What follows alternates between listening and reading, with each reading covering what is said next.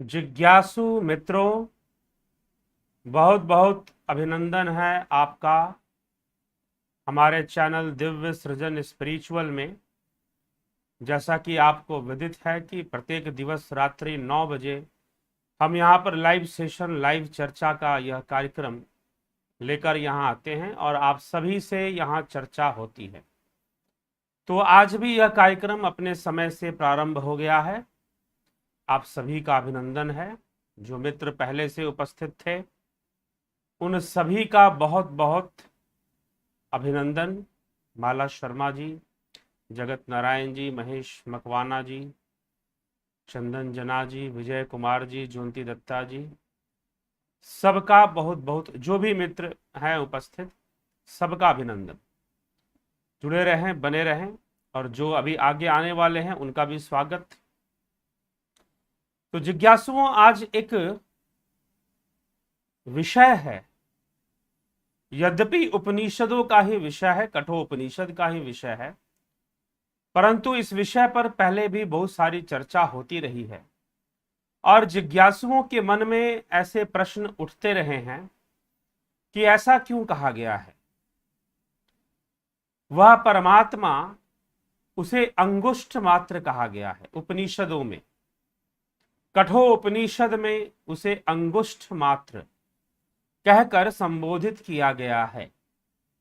तो अंगुष्ठ मात्र कहने का अभिप्राय क्या है, अर्थ क्या है, और अंगुष्ठ मात्र का क्या, अंगूठे के आकार का क्या परमात्मा का आकार अंगूठे के बराबर है, क्या ऐसा कहने का प्रयास किया गया है। परंतु कुछ ऐसे शब्दों का प्रयोग हुआ है, तो आज हम उस विषय पर चर्चा करेंगे। और कुछ जिज्ञासु पहले भी ऐसा प्रश्न कर चुके हैं कि अंगूठा के बराबर क्यों कहा गया, या अंगुष्ठ मात्र कहने का तात्पर्य क्या है, इसे कैसे समझना चाहिए। तो चलिए, अध्याय दूसरा, प्रथम वल्ली, कठोपनिषद के अंतर्गत यह चर्चा आती है। कल भी हमने जो चर्चा की कि परमात्मा हृदय गुहा में रहता है, किस प्रकार से हृदय गुहा में रहता है उसकी व्याख्या हुई, उसको समझाया गया, उस बारे में चर्चा की गई। अब यहां पर, क्योंकि देखिए उस समय भी यह प्रश्न था कि अगर परमात्मा हृदय गुहा में रहता है तो फिर सर्वव्यापी कैसे हुआ। सर्वव्यापी तो फिर नहीं हुआ, क्योंकि वो तो किसी स्थान पर रहने वाला है, तो हम उसे सर्वव्यापी कैसे मान लें जब वो हृदय गुहा में रहता है। तो परंतु हृदय गुहा कोई गोपनीय स्थान, उसमें प्रवेश एक ही भाव अवस्था से संभव है। जिसके कई भाव हैं, जिसका मन बटा हुआ है, जिसका मन बिका हुआ है, जो कभी कुछ सोचता है, जो कभी कुछ सोचता है, कभी किसी भावना में रहता है, कभी किसी भावना में रहता है, अनेकों भावनाओं से जिसका मन भरा हुआ है, जिसका मन व्यभिचारी है, वह कभी भी उस हृदय गुहा में प्रवेश नहीं पा सकता जो एक ही भाव हो सकता है। जिसका मन व्यभिचारी नहीं है। व्यभिचारी मन का यहां तात्पर्य क्या है? अव्यभिचारी मन का मतलब कोई कुत्सित आचरण करने वाले से यहां पर नहीं है। व्यभिचारी कहने का मतलब अनेकों विचार, अनेकों विचार जिसके हैं, जो अनेकों वृत्तियों में प्रवाहित हो रहा है, तरंगित हो रहा है। साधक वो जो एक ही तरंग में लगा हुआ है, जो एक ही तरंग से तरंगित होता है, एक ही वृत्ति में रहता है, एक ही भाव में रहता है, वही हृदय गुहा में प्रवेश करता है, दूसरा नहीं। दूसरा नहीं कर सकता। वहीं पर संपूर्ण आत्मा का रहस्य, उसकी सर्वव्यापकता का अनुभव हो जाता है। उसे सर्वव्यापक परमात्म शक्ति का साक्षात्कार हो जाता है। और इसीलिए फिर अगले श्लोक में कहा गया कि हृदय गुहा में प्रवेश करने वाला योगी सब जानता है कि वह तो यहां भी है और वह तो वहां भी है। वह माने वह परमात्मा, वही आत्मा। तो वह यहां भी है, वह वहां भी है, वह इहलोक में भी है, वह परलोक में भी है। वह तो सर्वव्यापी ही है। ऐसा साक्षात्कार, ऐसी अनुभूति इस साधक को हो जाती है जो एकीभाव होकर हृदय गुहा में प्रवेश करते हैं। जो एकीभाव नहीं हो पाते उनके लिए हृदय गुहा में प्रवेश संभव नहीं है, क्योंकि कभी कुछ वृत्ति, कभी कुछ विचार, कभी कुछ भावनाएं, कभी कुछ भावनाएं, उसका मन व्यभिचार में लिप्त रहता। व्यभिचार मतलब कभी कोई भावना, कभी कोई भावना। मन की मलिनता क्या है? वैसे तो लोग कहते हैं कि अच्छे विचार से मन शुद्ध है और बुरे विचारों से मन अशुद्ध है, परंतु योग के अनुसार, योग शास्त्र के अनुसार और संतों की वाणियों के अनुसार, महर्षि पतंजलि के विचारधारा के अनुसार, मात्र विचार चलने से ही चित्त अशुद्ध है। जब वह निर्विचार हो जाएगा तो शुद्ध हो जाएगा, वह शुभ हो जाएगा और शुद्ध भी हो जाएगा। विचार का होना मात्र, अब प्रश्न नहीं उठता कि अच्छे विचार चलते हैं कि बुरे विचार चलते हैं। विचार का होना मात्र ही समस्या है, वही बंधन का कारण है। और बार बार बंधन में आने वाले जीव इसी प्रकार से भटकते रहते हैं, इसी प्रकार से भ्रमित अवस्था में रहते हैं और सत्य सामने नहीं होता, क्योंकि मन की मलिनता है। विचारों के कारण, अनेक प्रकार के विचारों के कारण मलिनता है। इसलिए जिज्ञासुओं, परिभाषाएं बदल जाती हैं जब हम सही तरीके से देखना जानते हैं, सही तरीके से समझना जानते हैं तो उन परिभाषाओं को समझना होगा।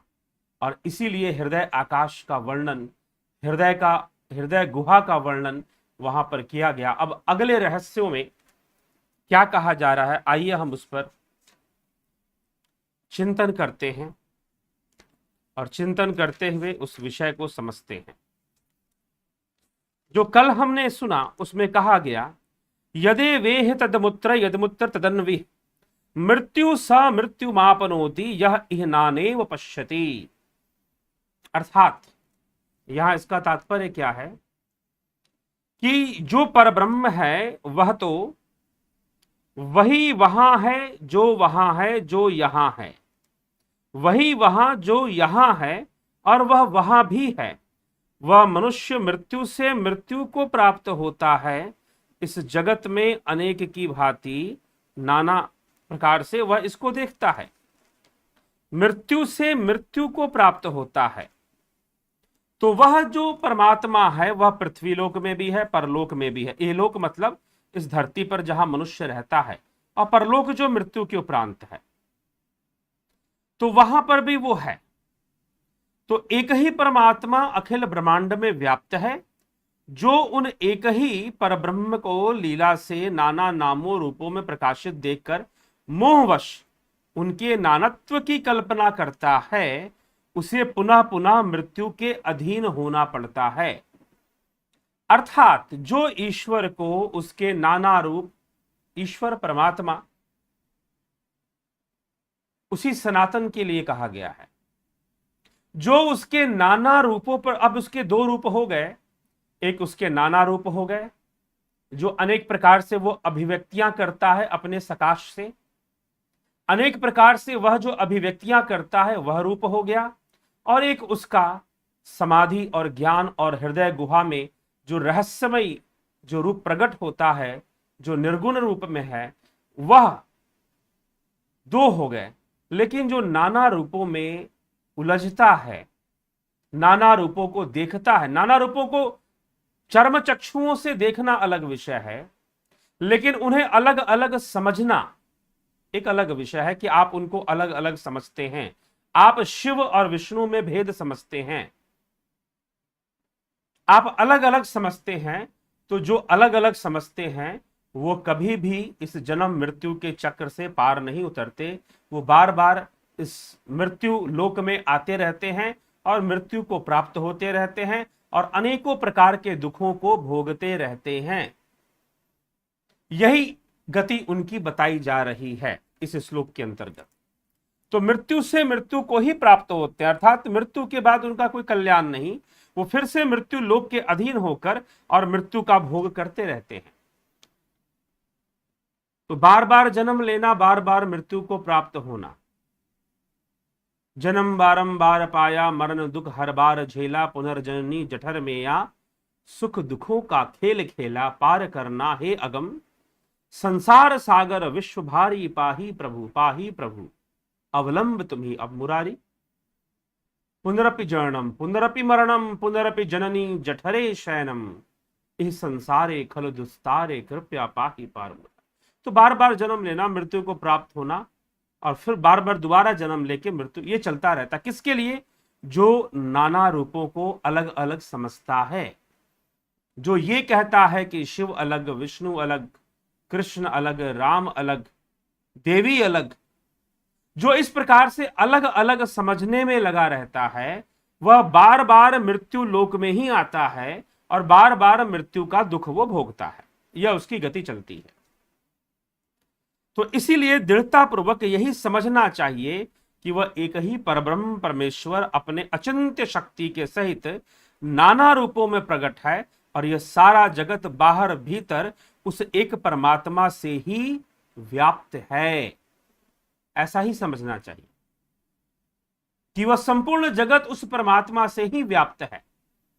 ऐसा ही विचार कर लेना चाहिए, ऐसे ही बात हमें समझ लेनी चाहिए। ठीक है मित्रों, तो यह एक समझने योग्य तथ्य है, यह एक समझने योग्य बात है।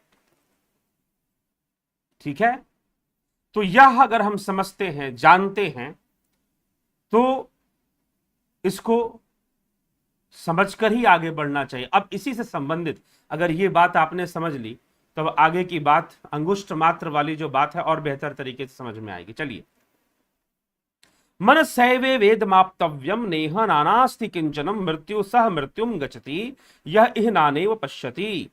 मन से ही यह परमात्म तत्व प्राप्त किए जाने योग्य इस जगत में नाना कुछ भी नहीं है, अर्थात अलग अलग कुछ भी नहीं है।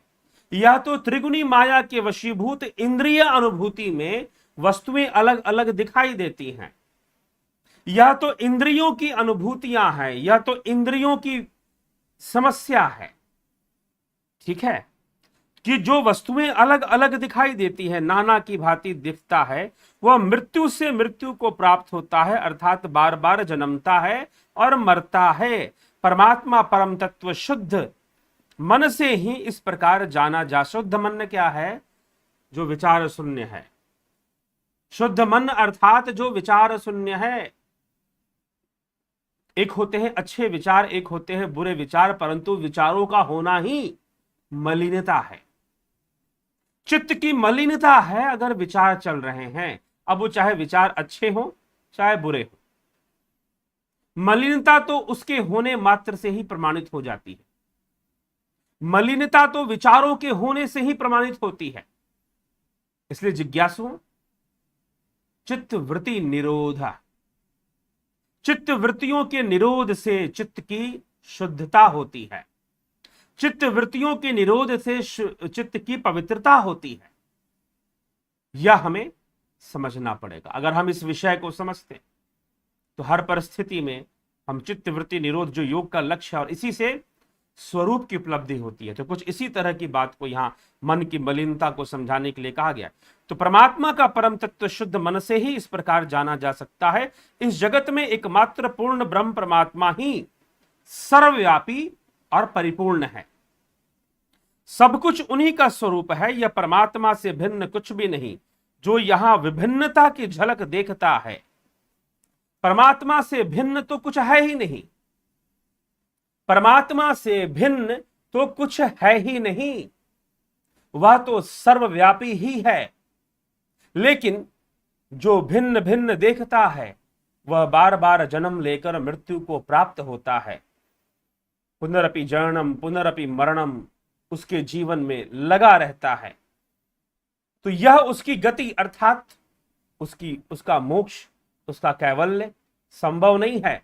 वह बार बार फंसता रहता है इसी चक्र में, इसी काल चक्र में, और इस काल चक्र में फंसकर वह बार बार घूमता रहता है ऐसी उसकी गति बताई जा रही है। जो परमात्मा को अलग अलग समझता है, जो नाना रूपों में अलग अलग देखकर मानता है, वह भ्रमित व्यक्ति बार बार जन्म मृत्यु को प्राप्त होता रहता है, बार बार कष्ट भोगता रहता है शरीर के माध्यम से।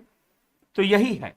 अब आगे अगले श्लोक में लिख रहे हैं, अंगुष्ठ मात्र पुरुषो मध्य आत्मनि तिष्ठति ईशानो भूत भविष्य न ततो विजुगुप्सते एतद्वै तत्।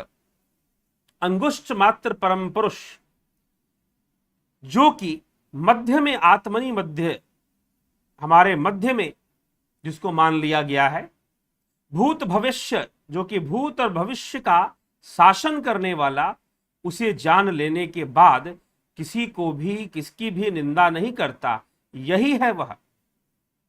तो अंगुष्ठ मात्र को जान लेना। तो अब यहां पर एक प्रश्न बनेगा कि यह अंगुष्ठ मात्र क्या विषय है, यह अंगुष्ठ मात्र क्या है, इसे अंगुष्ठ मात्र क्यों कहा गया। अब यहां पर कुछ कह लोग इस विषय पे आ जाएंगे कि भाई बताया गया है कि आत्मा का जो आकार है वह अंगूठे के बराबर है, इसीलिए अंगुष्ठ मात्र कहा जा रहा है। क्या आप ऐसा कह सकते हैं कि वह आत्मा अंगूठे के बराबर है? तो फिर क्यों कहा गया अंगुष्ठ मात्र? एक बात बताइए कि एक ही उपनिषद है और जहां अंगुष्ठ मात्र कहा गया है, पहले दूसरा अध्याय पहले वल्ली के 12वें श्लोक में, यहां पर परमात्मा को अंगुष्ठ मात्र कहा जा रहा है, लेकिन उसके पहले 2 श्लोकों में, ठीक उसी अध्याय में, उसी के पहले 2 श्लोकों में उस परमात्मा को सर्वव्यापी बताया जा रहा है। तो आप ये बताओ कि जो सर्वव्यापी है भला वो अंगुष्ठ मात्र कैसे हो सकता है? जो सर्वव्यापी है वो अंगूठे के बराबर कैसे हो सकता है, या उसका आकार अंगूठे के समान कैसे हो सकता है? तो अब प्रश्न उठता है कि अंगुष्ठ मात्र कहने का तात्पर्य क्या है, यहां पर समझना पड़ेगा। क्योंकि 11वें श्लोक में उस परमात्मा को सर्वव्यापी कहा गया, नाना रूपों से भिन्न बताया गया और एक रूप ही बताया गया। तो अब आप ये बता दीजिए कि भाई उसे अंगुष्ठ मात्र, जो सर्वव्यापी है, वो अंगुष्ठ मात्र तो हो ही नहीं सकता ना। और क्या वह चीटी में नहीं है? क्या वह चीटी में नहीं है? अब मान लीजिए कि कुछ लोग कह देंगे कि नहीं, हमारे हृदय आकाश में अंगुष्ठ मात्र, क्योंकि यहां पर अर्थ निकालते हुए ऐसा कहा गया है, आत्मनि मध्य, शरीर के मध्य भाग में। यहां पर टीकाकार महोदय ने ऐसा अर्थ लिख दिया है। इसीलिए मैं जो बोलता हूं वह अपने अनुभव और साधना, अध्ययन और जो जाना है उन सब के आधार पे बोलता हूं। ऐसा नहीं कि यहां जो पुस्तक के अंदर जो अर्थ लिख दिया जाएगा मैं वही पढ़ के सुना दूंगा। गीता में भी मैंने यही बात समझाई थी, जब गीता की व्याख्या शुरू हुई थी उसमें भी यही बात समझाई थी कि सही से संधि विच्छेद कर कर अर्थों को जानने की आवश्यकता है। थोड़ा सा संस्कृत भाषा की वैक्यूबुलरी कह लीजिए और थोड़ा सा उसके व्याकरण का सहारा ले लिया जाए तो अर्थों को और अच्छे से समझा जा सकता है। तो आत्मनि मध्य, आत्मा के मध्य में, मध्य की, स्वयं के मध्य की बात, शरीर के मध्य की बात नहीं, ठीक है? तो उसका वास है, उसका वास है और वह अंगुष्ठ मात्र है। अगर उसका आकार अंगूठे के बराबर है, चले हमारा शरीर बराबर है, तो कहीं अंगूठे जैसा कोई आत्मा अंदर में होगा, कह सकते हैं हम। लेकिन क्या चींटी में भी आत्मा? बेचारी चींटी तो बहुत छोटी है, तो उसमें अंगूठे जैसा आत्मा कैसे समाएगा? यह भी प्रश्न उठ जाएगा। और हाथी बहुत विशाल है, तो उसमें फिर कैसे आएगा अंगूठे के बराबर? वो छोटा पड़ जाएगा उसके लिए। तो ये कभी भी ना कहें कि ये अंगुष्ठ शब्द का प्रयोग अंगूठे के आकार के लिए हुआ। अंगुष्ठ मात्र, अंगुष्ठ के साथ प्रत्यय में मात्र शब्द भी जुड़ा हुआ है। अंगुष्ठ के साथ प्रत्यय में मात्र शब्द भी जुड़ा हुआ है। तो अंगुष्ठ मात्र, अंगूठे के साथ क्या जुड़ा हुआ है? मात्र शब्द। तो अंगुष्ठ मात्र कहने का तात्पर्य कि अंगूठे का महत्व क्या है। एक ज्योति की लौ है ना, वह एक ही लौ सारे अंधकार को चीर देती है, चारों तरफ प्रकाश कर देती है। तो उसके सकाश से ही प्रकृति के सारे कार्य हो रहे हैं। ये हाथ है ना, देखिए हाथ, सबसे महत्वपूर्ण अंगुली कौन सी है हाथों में? हाथों में सबसे महत्वपूर्ण अंगुली कौन सी है बता सकते हैं? तो वह अंगूठा है। अगर अंगूठा ना रहे तो ये चार अंगुलियां मिलकर भी कोई काम ढंग से नहीं कर सकती है। ना सही से आपको हाथों से भोजन करवा सकती हैं, ना कोई वस्तु सही से पकड़ सकती हैं, या बलहीन हो जाएंगी। एक अंगूठा है जो इन्हें इतना बल प्रदान करता है कि बड़े से बड़ा काम इनके द्वारा हो जाता है। तो यह प्रकृति का संपूर्ण खेल, इंद्रिय जगत का संपूर्ण खेल, इंद्रियों से दिखाई देने वाली, इंद्रियों से अनुभव होने वाला यह संपूर्ण संसार उस परमात्मा पर निर्भर है, उसके सकाश पर निर्भर है। वह ना दिखाई देता हुआ भी उसके बिना कुछ नहीं है। यह टीवी, पंखा, घर में चलने वाला आपका एसी, फ्रिज, वीडियो गेम खेलते हैं बच्चे, उसमें कहीं भी आपको बिजली से लेना देना नहीं है। टीवी में फिल्म देखना है, मूवी देखनी है, या यह वीडियो लाइव सेशन, लाइव चर्चा देखना है आपको, आप बिजली को देखने नहीं बैठे ना, आप तो लाइव चर्चा देखने बैठे हैं। या कभी कोई मूवी आप देखने बैठ जाते हैं, या कोई टीवी सीरियल, न्यूज सुनने बैठ जाते हैं, आप बिजली को देखने नहीं बैठते। वह नहीं दिखाई दे रहा, लेकिन सबसे अधिक महत्वपूर्ण है, उस बिजली के बिना तो कुछ है ही नहीं, कुछ है ही नहीं। ना आपका फ्रिज चलने वाला है, ना टीवी, ना एसी, ना मोटर, कुछ भी नहीं। तो वह सबसे छोटा, सबसे नीचे कौन है? इन अंगुलियों में सबसे नीचे कौन है? इन 5 अंगुलियों में जो सबसे नीचे है बेचारा अंगूठा है। लेकिन सत्य तो यह है कि इसके बिना इन 4 अंगुलियों की कोई ताकत नहीं है। इसके बिना इन 4 अंगुलियों के का कोई महत्व नहीं है।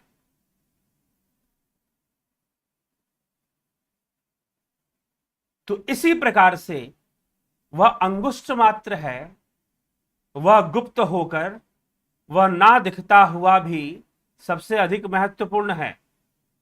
इसीलिए उसे अंगुष्ठ मात्र कहा जा रहा है। उसी के सकाश से सब कुछ हो रहा है। क्योंकि अंगूठे का आकार का अगर कह दोगे तो पिछले 2 श्लोक कट जाएंगे। मतलब आप यह कहना चाहते हो कि कठोर उपनिषद में जो यमाचार्य नचिकेता को आत्मज्ञान दे रहे हैं वह उल्टी सीधी बातें लिख रहे हैं। पहले तो सर्वव्यापी लिख दिया और फिर अंगुष्ठ मात्र कह दिया। तो अंगुष्ठ, इसलिए अंगुष्ठ के साथ शब्द लगा है मात्र, मतलब अंगूठे से तुलना की जा रही है, अंगूठा है नहीं। अंगुष्ठ मात्र कहने का मतलब कि तुलना। जिस प्रकार से हाथों में अंगूठा है और उसके बिना हाथ की शक्ति, दूसरे अंगुलियों की शक्ति बेकार हो जाती है, वह काम नहीं कर सकते। लिखने पढ़ने का भी जो काम है बिना अंगूठे के कोई लिख नहीं सकता। हाथों के अंदर जो फोर्स है, मुक्केबाजी भी करनी है, अंगूठा जो बल प्रदान कर देता है उसमें कमी आ जाएगी,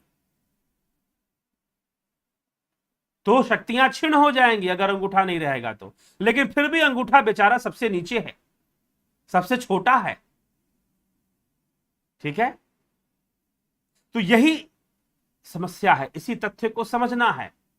तो अंगुष्ठ मात्र अर्थात उसका महत्व, वह नीचा दिखते हुए भी, ना दिखते हुए भी, गोपनीय रहते हुए भी, गुप्त रूप से रहते हुए भी सबसे अधिक महत्वपूर्ण है।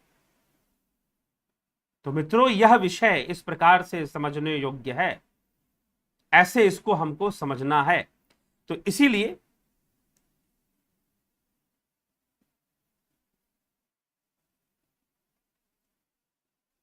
तो क्षुद्र चींटी के हृदय देश में भी चींटी के हृदय परिमाण के अनुसार परिमाण वाले हैं, और विशालकाय हाथी के हृदय में भी उसके हृदय परिमाण वाले बनकर विराजित हैं। तो इसीलिए वह उस परिमाण अर्थात उसके सकाश से, जैसे कि एक रोशनी है प्रत्येक वस्तु को प्रकाशित कर देती है, प्रत्येक वस्तु को वह प्रकाशित कर देती है, तो प्रत्येक वस्तु को जो प्रकाशित कर देती है वह क्या है? वह परमात्मा का ही सकाश है, जिससे कि प्रकृति का संपूर्ण खेल चल रहा है। इसीलिए वह अंगुष्ठ मात्र रूप में है। अंगुष्ठ मात्र पुरुषो ज्योतिर्वाधुमुख ईशानो भूत भवेस्य स एवाद स ऊष्व एतद्वैतत। अंगुष्ठ मात्र परिमाण वाला परम पुरुष परमात्मा धूम रहित ज्योति की भांति है। भूत भविष्य पर शासन करने वाला वह परमात्मा ही आज है, और वह भी कल है, और वही सर्वव्यापी है। वह आज भी है, वह कल भी है, भूत भविष्य सब पर शासन करने वाला है। क्या कहा गया? एक और बात, वह अंगुष्ठ मात्र परमात्मा भूत भविष्य पर शासन करने वाला है, अर्थात काल के ऊपर उसका शासन चलता है, क्योंकि वह स्वयं काल से परे है,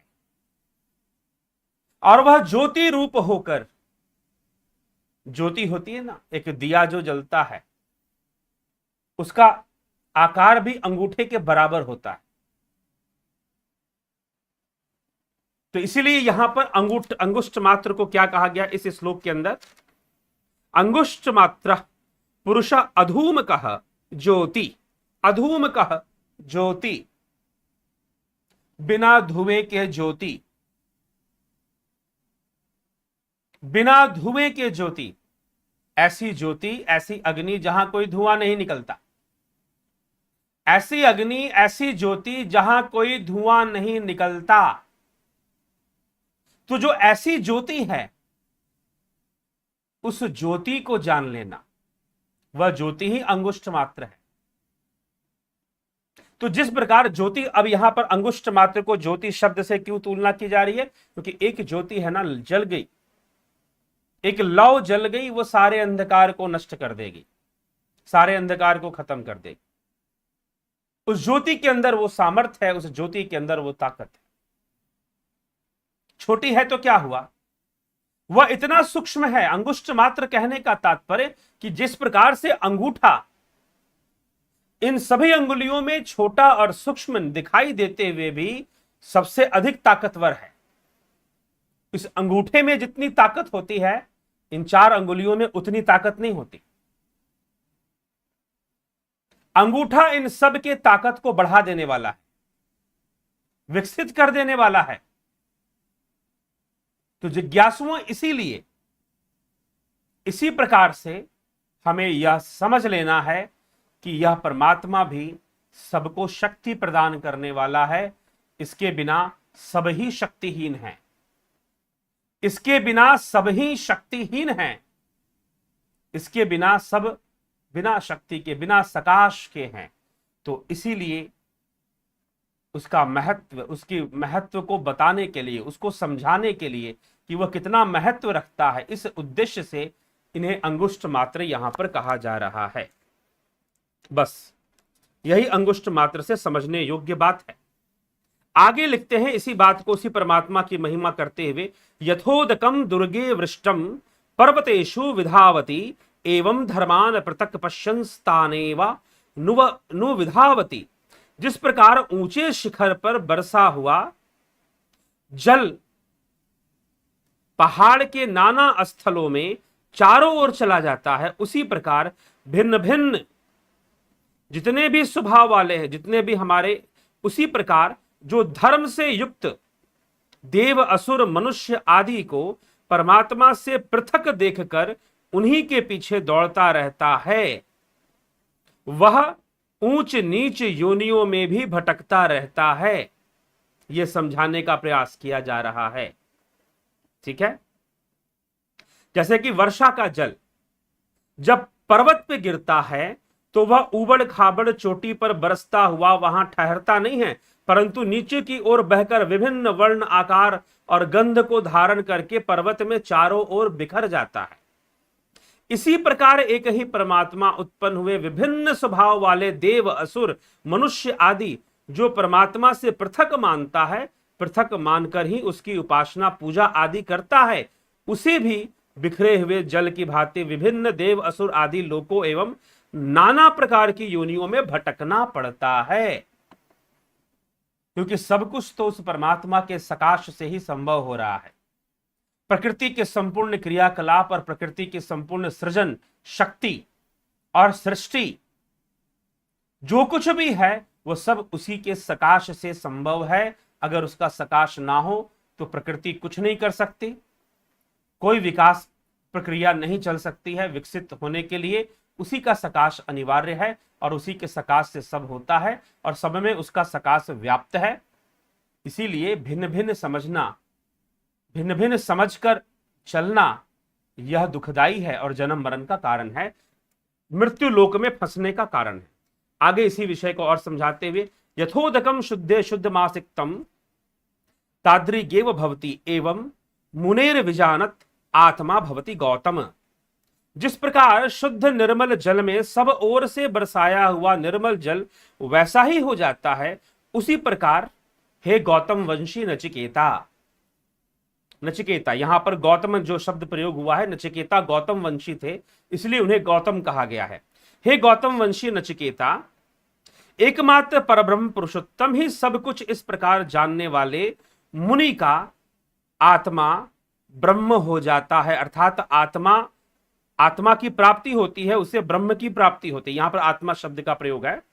आत्मा भवति गौतम मुनेर विजय, जो मुनि ऐसा जानता है कि जिस प्रकार से वह एक ही जल है, पर्वत से गिरा और पर्वत से गिरकर अनेक नदियों का रूप धारण कर लिया और फिर आपने उन नदियों के अलग अलग नाम रख दिए, वो अनेक रूपों में दिखाई देने लगा, लेकिन आप उन्हें अलग अलग समझ बैठे। सत्य तो यह है कि वह एक ही जल था जो अलग अलग रूपों में अलग अलग स्थानों पर दिखाई दिया। पहाड़ी से गिरने के कारण पर्वत के शिखर से वो बहना शुरू हुआ तो अनेक धाराओं का रूप धारण कर लिया, तो अलग अलग दिखने लगा। वैसे ही उस परमात्मा के सकाश से मनुष्य से लेकर चींटी आदि, असुर और देवता आदि सब उसके सकाश से ही संभव होते हैं और सब में उस परमात्मा को देखना, सब में जानने वाला ही ज्ञानी पुरुष है और जो ऐसा जानता है वह आत्मा ही हो जाता है। आत्मा भवति गौतम, आत्मा ही हो जाता है मतलब परमात्मा ही हो जाता है।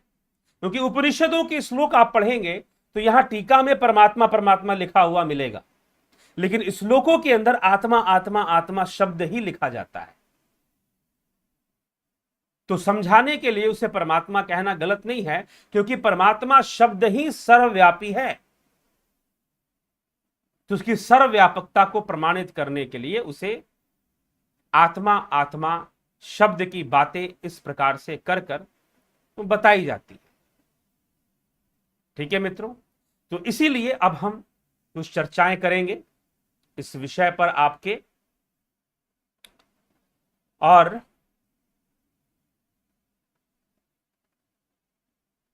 यह जितना भी चर्चा है उस पर कुछ भी आपके प्रश्न या जो भी हो तो आप प्रश्न कर सकते हैं, कमेंट कर कर आप प्रश्न पूछ भी सकते हैं। तो आपके प्रश्न से गुजरेंगे, आपके प्रश्नों पर भी चर्चा होगी। जगत नारायण जी, चंदन जना जी, महेश मकवाना जी, जो भी व्यक्ति ध्यान करता है उसे उनके अनुभव शेयर करना चाहिए या नहीं, जबकि उनके जैसे अनुभव की बातें वो किसी दूसरे ध्यानी से सुन नहीं सकता। क्या मतलब है? ये शायद आत्म अलग प्रकृति के कारण होता होगा। बात थोड़ी सी व्यक्तिगत है, स्पष्ट नहीं हो रही है, फिर भी चर्चा करते हैं जितना समझ में आ रहा है। आप पे कहने का तात्पर्य है कि जो भी व्यक्ति ध्यान करता है उसे अपने ध्यान का अनुभव शेयर करना चाहिए कि नहीं, जबकि उनके जैसे अनुभव की बातें किसी दूसरे ध्यानी से सुन नहीं सकता। तो चलिए आप हम इस पर चर्चा करते हैं, ठीक है। तो शेयर करना चाहिए, लेकिन किससे शेयर करना चाहिए? जो उन अनुभवों को सम्मान दे सकता है उसी से शेयर करना चाहिए। या तो आपके अनुभव सुनकर किसी को प्रेरणा मिल सकती है ध्यान योग के मार्ग पर चलने की, तो अच्छी बात है, आप उसको उसी ढंग से बताएं। हर अनुभव तो शेयर नहीं की जा सकती, लेकिन कुछ प्रेरणादायी अनुभूतियां शेयर की जा सकती हैं, ऐसे कह रहे। नहीं तो जो व्यक्ति ध्यान योग के मार्ग पर चल रहा है, ध्यान योग के मार्ग पर जो व्यक्ति चल रहा है और आपको लगता है कि भाई इस व्यक्ति से शेयर किया जा सकता है, यह मुझसे आगे बढ़ा हुआ है और यह कोई जानकार व्यक्ति है, मेरी सहायता भी कर सकते हैं, तो आप उनसे शेयर कीजिए, उनसे आप बताइए। लेकिन शेयर करने का तरीका होता है। आप किस ढंग से शेयर कर रहे हैं? आप अपनी उपलब्धि के रूप में शेयर कर रहे हैं या जिज्ञासा वशीभूत शेयर कर रहे हैं, यह भी बात होती है। अब एक और बात आप कह रहे हैं कि उनके जैसे अनुभव की बातें वो किसी दूसरे ध्यानी से सुन नहीं सकता। क्यों नहीं सुन सकता भाई?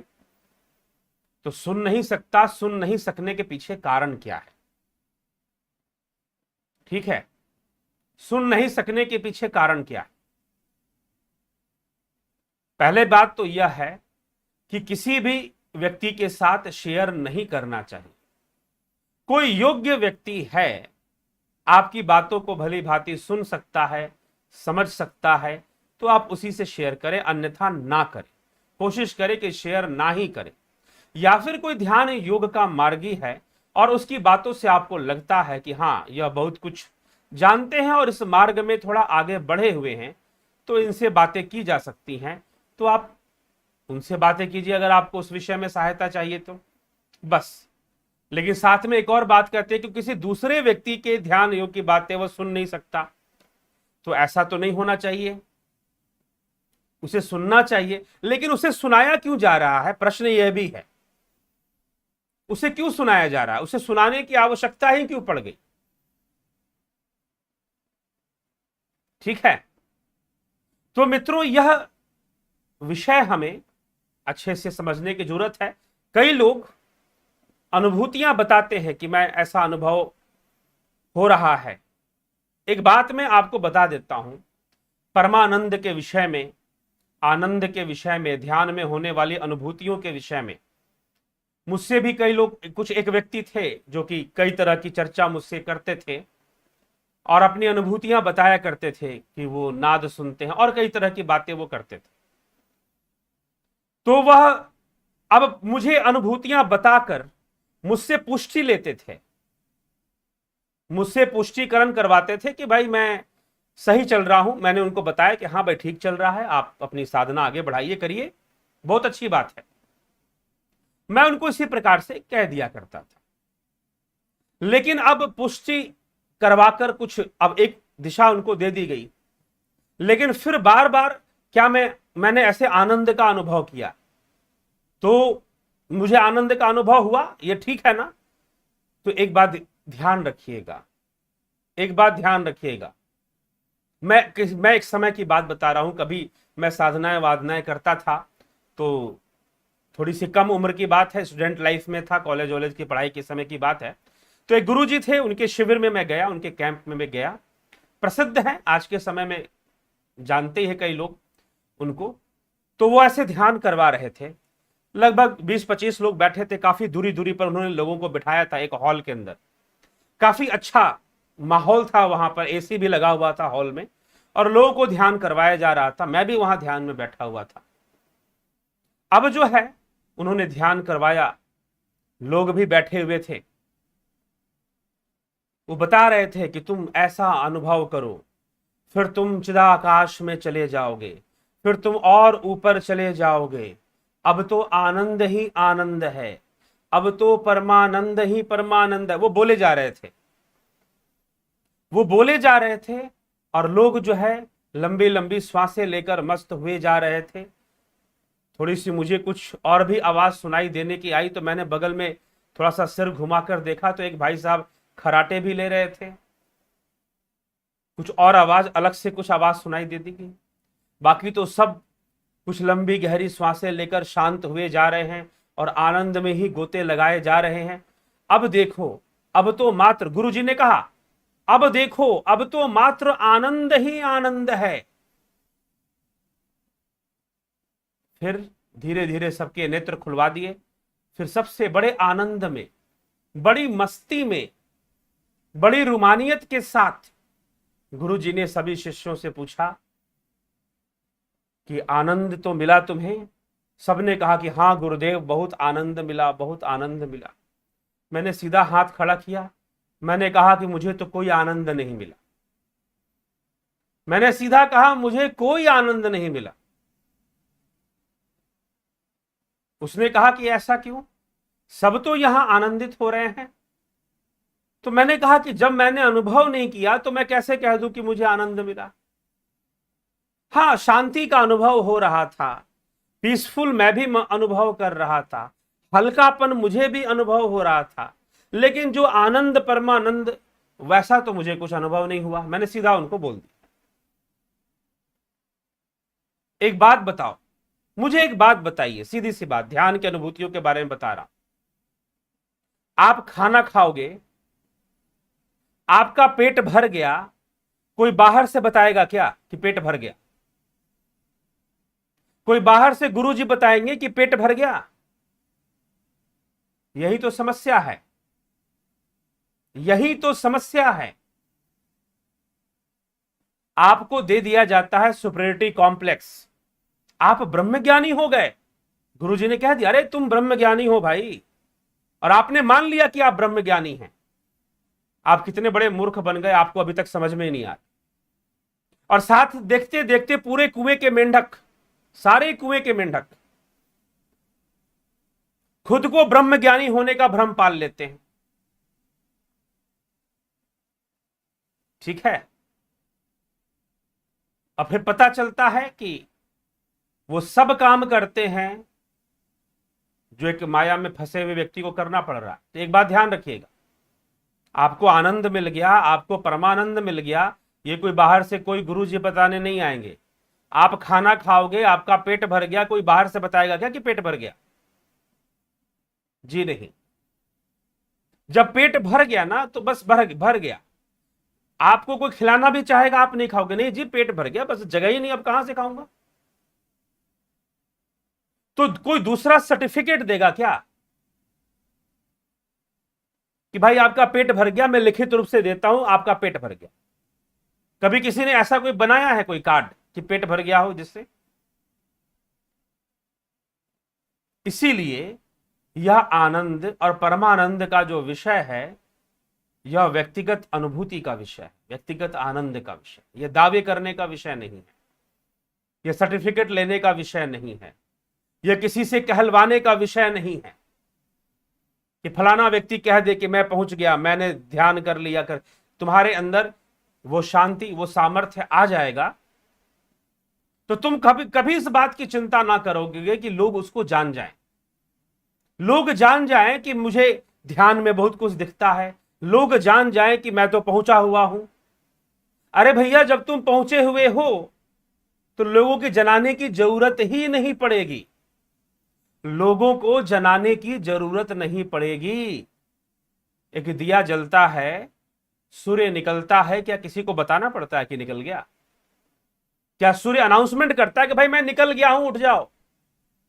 माइक लेकर बोलता है मैं उठ गया, देखो देखो मुझे सब देखो, मैं निकल गया हूं, मेरा उदय हो गया, देखो देखो। अरे भाई, तुम देखने के लिए विवश हो जाओगे, मजबूर हो जाओगे।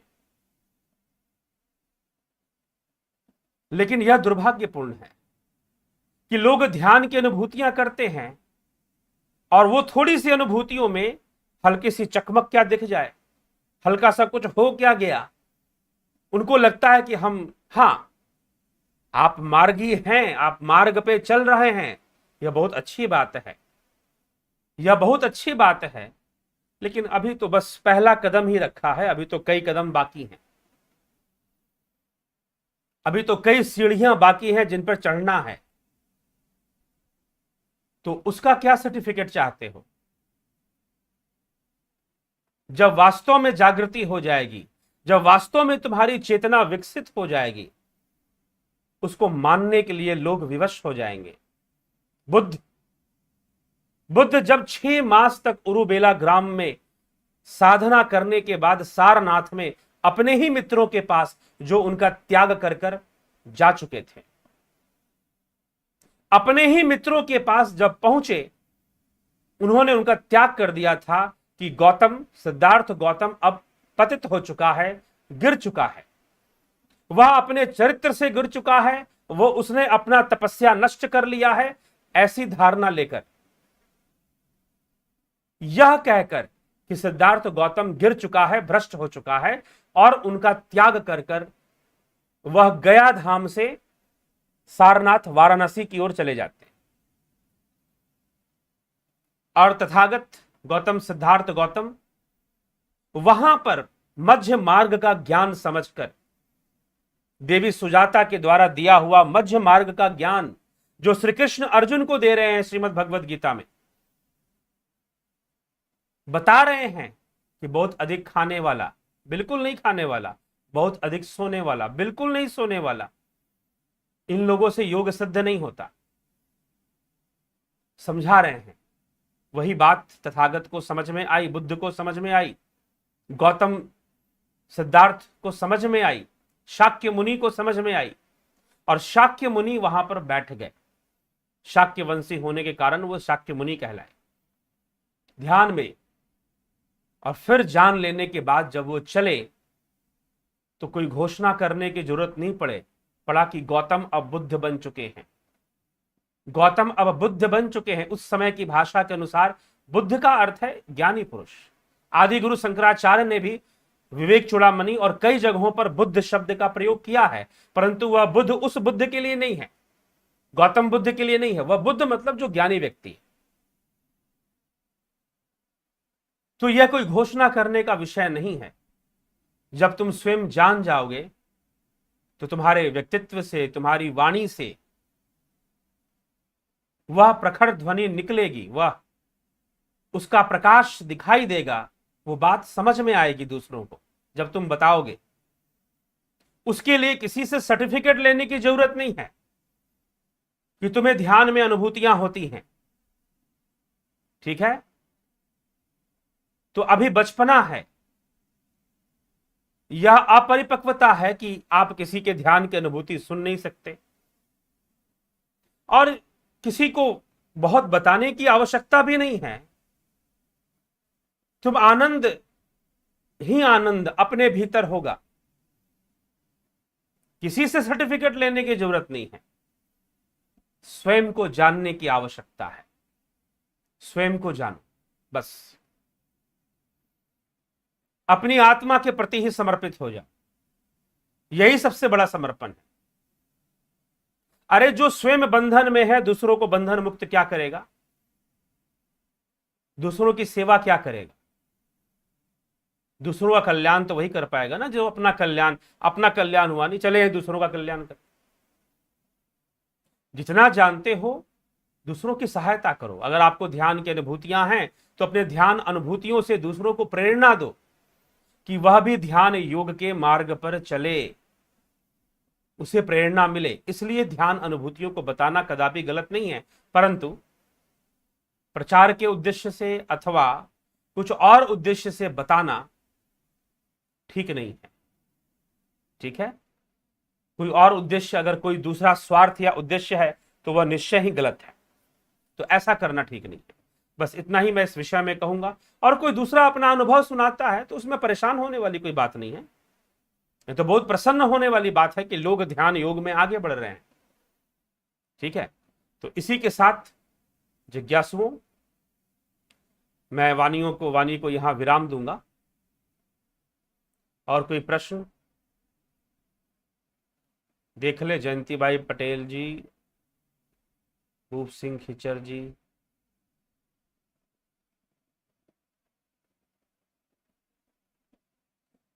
हम्म। सबका बहुत बहुत अभिनंदन।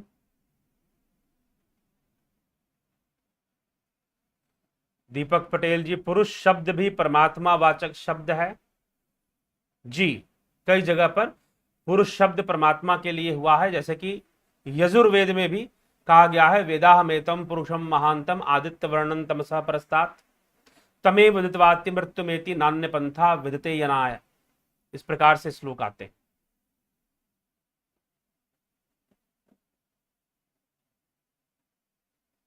हम मानव किसको माने? राम कृष्ण शिव गणेश ब्रह्मा देवता कृपया, मानव किसको माने? मानव तो मानव ही है।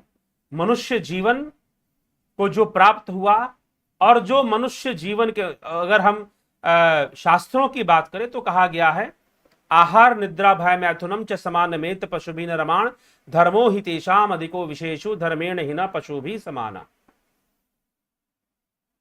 कि आहार निद्रा भय मैथुन तो सबके भीतर है, सारे जीवों में है, पशुओं में भी है, मनुष्यों में भी है, लेकिन जिसके अंदर धर्म ही अधिक है, धर्मो ही तेषाम अधिको विशेषु धर्मेन हिना पशु भी समाना।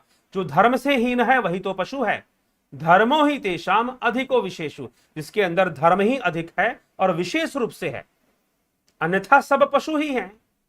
इस प्रकार से तो जिसके अंदर धर्म विशेष रूप से है उसको मानव मानना चाहिए। ये तो मानव मानने का है। फिर आप कहते हैं राम कृष्ण शिव गणेश ब्रह्मा देवता कृपया, देखिए ये तो सारे ही देवता हैं, अथवा ब्रह्म है, सबके भीतर ब्रह्म का वास, भूत भविष्य से परे, ठीक है जी। नहीं तो सब देने वाले हुए हैं, चाहे वो राम हो, चाहे कृष्ण हो, चाहे शिव हो, गणेश ब्रह्मा, तो सब देवता ही हैं। दाता के रूप में सब देवता ही हैं, ठीक है जी। और ब्रह्म तो सर्वव्यापी है, तो सब उस ब्रह्म के ही प्रतिनिधित्व करते हैं।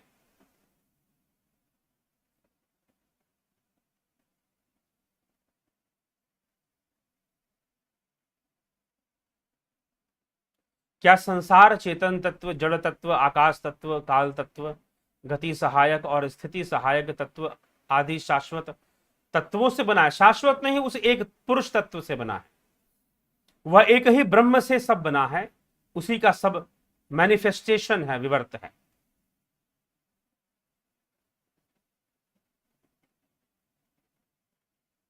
गुरुजी, do you feel the existence of soul? Existence feel करने का कोई यहां विषय ही नहीं है, वह ही है, यह तो योग का विषय है। तद्द्रष्टु स्वरूपे अवस्था नाम।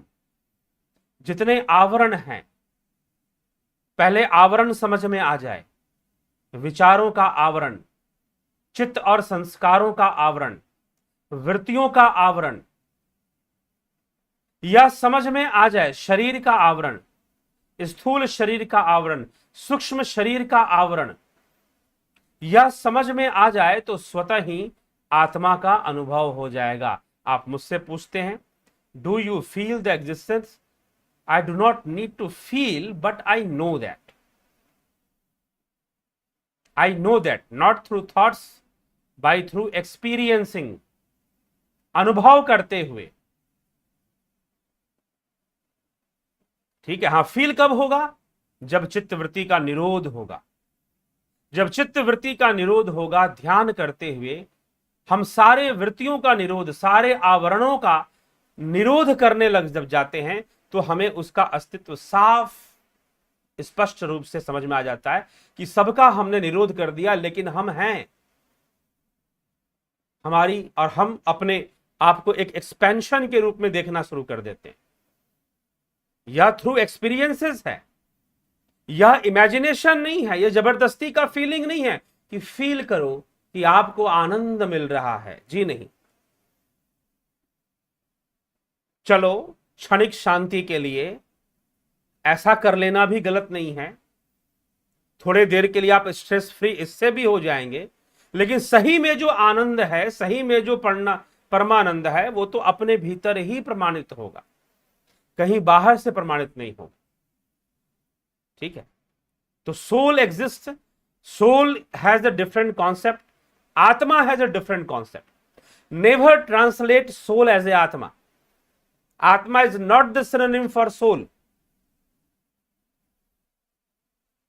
सबसे बड़ी प्रॉब्लम यही है, जब आप लैंग्वेज यूज करते हैं, आप अंग्रेजी में लिखिए बट आत्मा को आत्मा लिखिए। आत्मा कैनॉट बी ट्रांसलेटेड, ठीक, देयर इज नो ट्रांसलेशन। बहुत सारे संस्कृत भाषा के ऐसे वर्ड हैं जिनका मिस ट्रांसलेशन होता है, मिस ट्रांसलेशन होता है। जैसे कि बुद्धि, हम कहते हैं इंटेलेक्ट, नहीं, बुद्धि तो प्रथम तत्व है। Nature is itself a buddhi. Whole world is the creation of natural intelligence. Whole world is creation of natural intelligence. बुद्धि प्रथम तत्व है।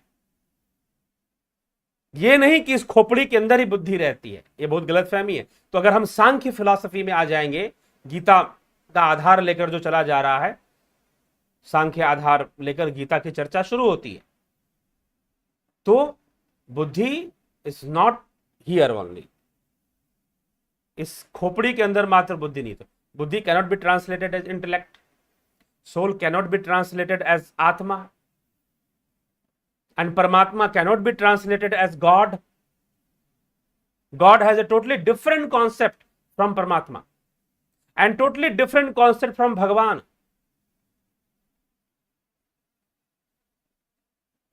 So, soul is not Atma. Atma is the omnipresent Tattva. Okay? तो जय श्री कृष्ण जी।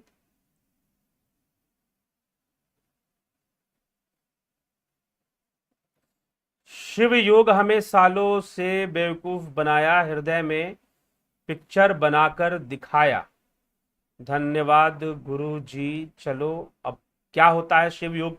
आप, मैं तो ऐसा किसी शिव योग नहीं, शिव योग तो वास्तव में वह योग जो कि शिव ने उमा को प्रदान किया, देवी को प्रदान किया। उमा संहिता के अंदर शिव महापुराण, उसमें वर्णन आता है शिव ने कौन सा योग देवी को प्रदान किया था। तो और भी ग्रंथों में, आपके जो विज्ञान भैरव तंत्र है उसमें आता है कि कौन सा योग देवी को भगवान शिव ने बताया था।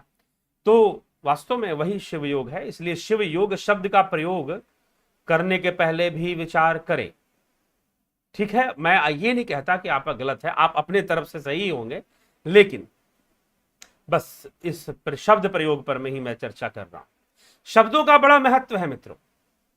इसलिए एक लिंग्विस्टिक फिलॉसफी, जो लोग फिलॉसफी पढ़ते हैं या जिन्होंने पढ़ा होगा, फिलॉसफी का विषय अगर आपने मास्टर या पीएचडी डिग्री फिलॉसफी के सब्जेक्ट में की हो, तो लिंग्विस्टिक फिलॉसफी का बहुत बड़ा इंपॉर्टेंस है। How you use the words, आप शब्दों का प्रयोग कैसे करते। बहुत सारे ऐसे रसेल हुए, विंडस्टाइन हुए, जो ऐसे फिलॉसफर हुए जिन्होंने लिंग्विस्टिक फिलॉसफी पे काम किया वेस्ट के अंदर।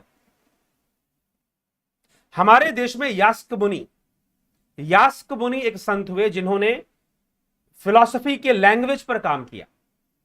इसीलिए जो कि निरुक्त होता है ना, इसलिए हमारे जो शास्त्र हैं, जो वेदांग हैं, 6 वेदांग, हमारे चैनल पर 6 वेदांगों की चर्चा मिल जाएगी आपको। 6 वेदांग में एक वेदांग है निरुक्त, जो इस विषय पे चर्चा करता है कि शब्दों का अर्थ क्या होना चाहिए, शब्दों का अर्थ क्या होना चाहिए। इसलिए लिंग्विस्टिक फिलॉसफी भी पढ़ाई जाती है, वेस्टर्न में भी चलता है, और हमारे यहां तो बहुत पहले से चलता है। जब पश्चिम का तो कोई फिलॉसफिकल डेवलपमेंट वहां हुआ ही नहीं था, उसके हजारों साल पहले से हमारे यहां दार्शनिक विषयों की चर्चा चलती थी। तो लिंग्विस्टिक फिलॉसफी जो निरुक्त है कि शब्दों का अर्थ कैसे निकालना चाहिए और अर्थ क्या होना चाहिए, जैसे कि यास्क मुनि के निरुक्त में लिखा गया है कि ब्रह्म जानते इति ब्राह्मण, ब्रह्म को जानने वाले ही ब्राह्मण हैं।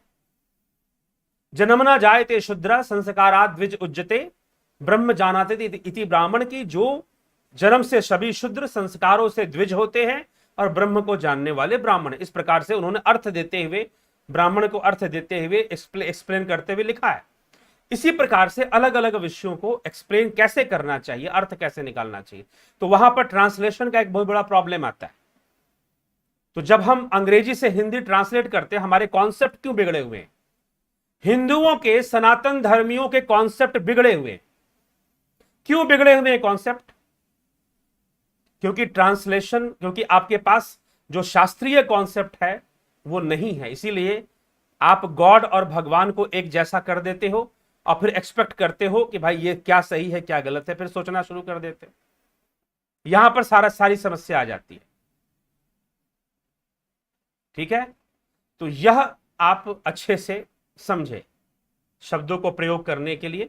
इसलिए शिव योग वही है जो भगवान शिव ने दिया था। ठीक है, ध्यान अष्टांग योग का 7वां स्टेप है। जी हां, तो क्या ध्यान इतना आसान है? जी नहीं, आसान किसने कहा आसान है? क्या इसके लिए यम नियम आसन प्राणायाम प्रत्याहार धारणा ये सब स्टेप जरूरी नहीं है? बिल्कुल जरूरी है। किसने कहा कि जरूरी नहीं है? किसने कहा कि जरूरी नहीं है? ठीक है, जरूरी है बिल्कुल। इस पर चर्चा हो चुकी है, कई बार चर्चा होती रहती है। इसीलिए हमारा जो जुपिटर मेंबरशिप है वो सीधा ध्यान में नहीं ले जाता, उसकी शुरुआत प्राणायाम से होती है। आसन प्राणायाम प्रत्याहार फिर धारणा फिर ध्यान, ऐसे चलता है।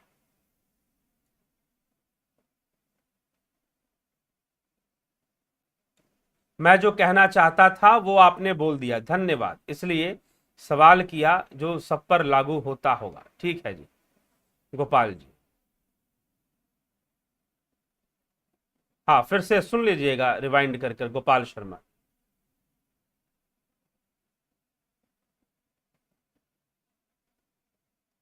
ठीक है, मैं शब्द आत्मा के लिए प्रयोग होता है या मेरा शब्द शरीर के लिए? जी हाँ, मेरा शरीर के लिए ही है।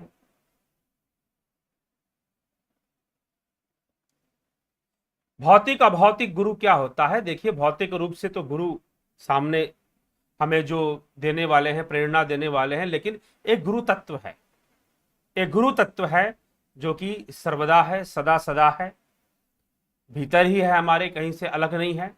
उससे जुड़ जाना वह अभौतिक होगा।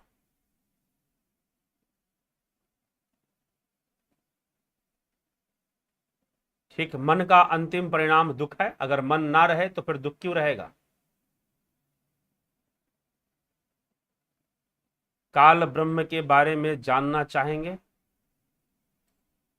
You explain in such a simple beautiful words. ठीक है माधवी शर्मा जी, बहुत अभिनंदन, बहुत स्वागत आपका।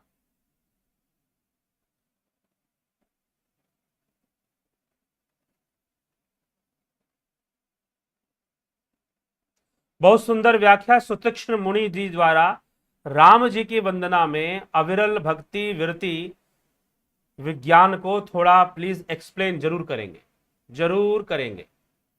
प्रतीक्षा कीजिए, रामायण पे चर्चा आने दीजिए, सुतीक्ष्ण मुनि का प्रसंग आने दीजिए कि जब वह गए भगवान राम अगस्त मुनि के आश्रम की ओर जब गए, तो क्योंकि सुतीक्ष्ण अगस्त मुनि के ही शिष्य थे, तो भगवान राम की प्रतीक्षा वो बहुत लंबे समय से कर रहे थे कि श्री रामचंद्र आएंगे, और अगस्त मुनि ने उनको बता भी रखा था।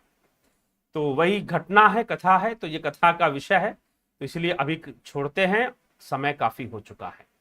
ठीक है, इतना समय बोलने का आज मेरा नहीं था, लेकिन फिर भी मैंने समय घड़ी की तरफ नजर नहीं गई, आपकी तरफ नजर रहा, आपके कमेंट की तरफ, और यहां पर 1 घंटा हो गया, तो इसीलिए अब विराम देते हैं। आप सभी का बहुत बहुत आभार, जुड़े रहने के लिए बने रहिए। कल भी आगे चर्चा बढ़ती रहेगी, समसामयिक विषय और आपके द्वारा पूछे गए विषयों पर चर्चा चलती रहेगी। बहुत बहुत आभार, जुड़े रहे। ओम तत्सत।